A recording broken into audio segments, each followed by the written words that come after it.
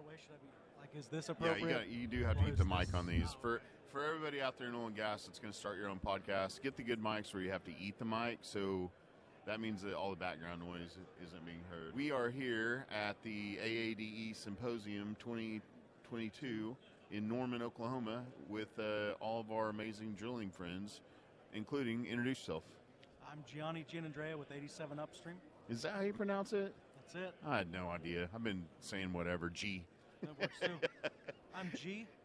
And his hair is amazing today, and you've got the crisp white shirt. Listen, I wore a different shirt on the way here to make sure that this one stayed clean. Got a haircut yesterday. They even trimmed up the beard. Lady started cutting inside my ears, so apparently I'm very old now. We have hairs now that we don't want to talk about. Sad. I actually, if for anybody that have, no, I'm keeping this part, but just so you're aware, as you get older in oil and gas, you will always keep the same amount of hair. It just migrates to other parts of your bodies. Great. Yeah, mine used to be up here. Now I have like a mane on my back. I'm not sure what this podcast is about.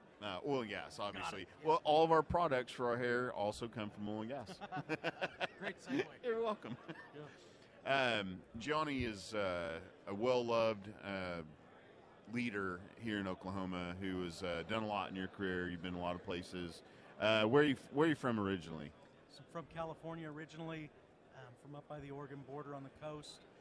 I went to school down in San Diego and then ended up in Oklahoma a few years later. This is the shocking part. Like, how does a guy from way up there going to San Diego even get interest in oil and gas? I didn't even know what it was. Yeah. I got interviewed out of the military by a company called Newfield Exploration. So Newfield brought a number of us in from the military. When they interviewed me in Tulsa, a guy named Wes Kubik was showing me stuff, and he said, well, do you think you could do this job? And I said, I don't even know what this job is. And they hired me somehow. So, yeah, 15 years later. They were willing to risk. They saw your grades. They're like, you know what? We'll get him up and running. Yeah.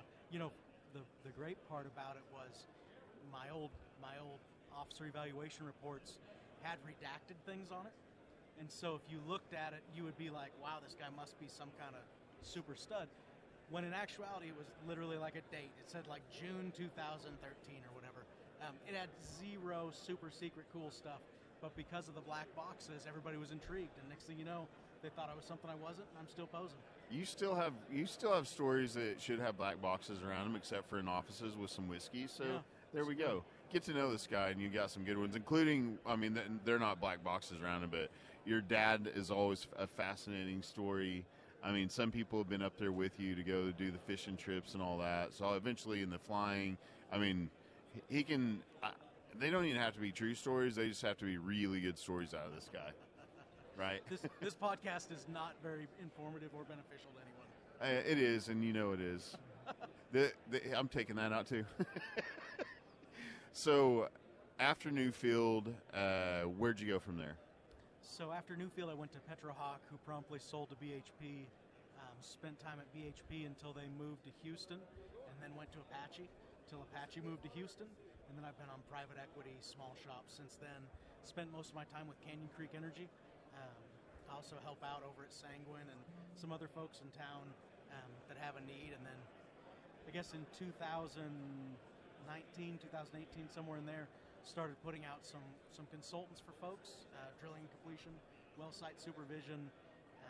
A friend of mine thought there was a need because he wasn't getting what he considered to be strong service out of some of the folks he was trying to get. I had some good contacts. So next You've got some good contacts. Since then, we've got a number of guys working.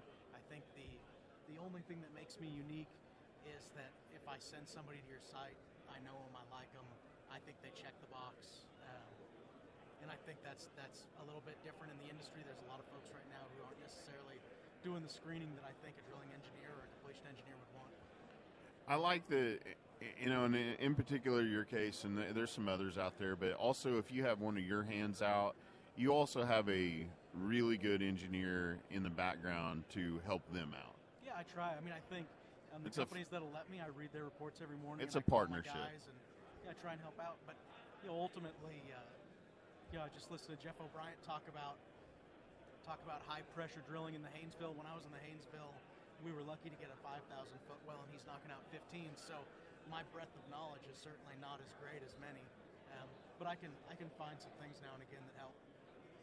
Yeah, we're all learning as fast as we can because we're all wearing more hats than we ever have before. Drink out of the fire hose. Drink out of the fire hose. One of the things, speaking of water, Committed Water, he introduced me to. This is a neat company, and I hope we make lots of these units, whether you're part of them or not, forever and ever. But you pull up a couple trailers with some semis, and next thing you know, you are cleaning the worst of the worst produced water very quickly. And who knows where that's going to take off to. Committed Water ended up getting recapped back to the founder, I guess about 3 months ago.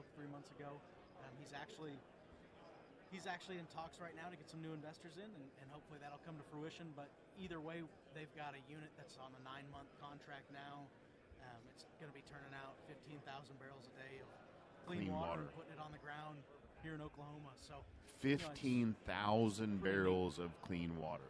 It's pretty neat. And guys, I've seen this technology. It's pretty much about the same cost to clean your water as it is to dispose of it. It's right there. It's almost always, and I'd say in today's environment, it's always going to be a win over trucking. It's darn near a break even over just pipe and dispose. It's a good system. They've gotten it figured out. We just have to get more deployed, see what they can do across the industry. I remember in a past life, Matt here wanted to drink the clean water. I drank the clean water. I told him, don't drink the clean water out of that tank that we're saying is clean because it used to be a diesel tank. And so Matt, of course, scooped directly off the top. I think he got probably diesel in his mouth. It was just as clean as most of the water I was used to drinking in Oklahoma. No, especially the ponds and stuff I've been in my whole life. Ponds in Oklahoma. It didn't keep me skinny, so it didn't give me any amoebic at the dysentery. Hill House, they don't actually have running water. No, we have. We distill it or we boil it. Missy, my wife, has become really good at carrying water and bringing it to the house and boiling it. Many buckets at a time. We practice preparedness for the future. We don't know. We get told that there's not going to be oil and gas, so I've got to have a whole house prepared to carry water. It's great. Carry your own water. It's great. I've got a 3-year-old that can carry water now. Yeah. I don't know about any of this, but for real, we do all talk about the necessity and the vitality of oil and gas, and what we do for the world is provide abundant energy. Yeah.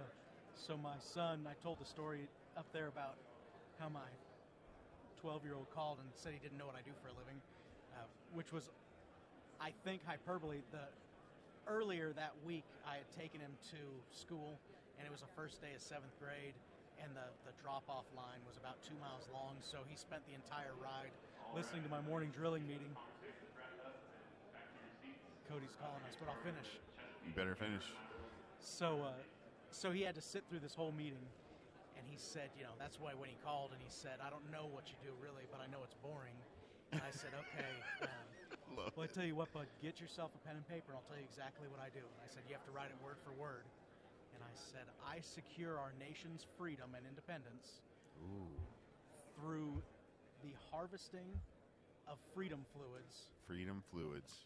That's better than Earth energy that we came up with earlier. Triassic sources. Nice. And he tried to write all that down, and I don't think he turned it in because ultimately he doesn't do what I say. But well, someday he will learn that his dad was right in all things. That's what eventually all of our sons do is go, man, my dad was spot on with that. That's the goal. They'll never tell us that with their words, but they'll tell us with like hugs maybe. Yeah, maybe. Well, this is Gianni Giannandrea, and I'm Matt Hill. We're at the AADE conference. Please support our industry and each other, and do your very best to provide energy literacy. Yeah, thanks, Matt. I appreciate it. God bless you. God bless you, bud. See you next time.